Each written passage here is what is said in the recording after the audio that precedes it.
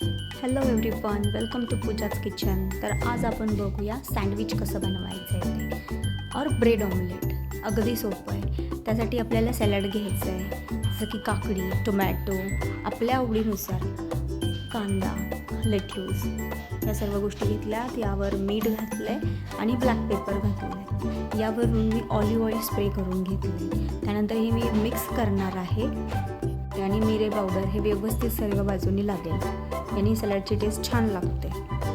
ब्रेडला दोन्ही साईडनी बटर लावून घ्यायचे. बटर लावून झालं की तव्यावर थोडंसं गरम करून घ्यायचं. नंतर त्यामध्ये आपल्याला चीज स्लाईस घालायचं आहे. चीज स्लाईसवर आपल्याला गरम ऑमलेट घालायचं आहे. आणि जे आपण जे चीज ठेवलं आहे ते थोडंसं मेल्ट होतं आणि टेस्ट छान लागते.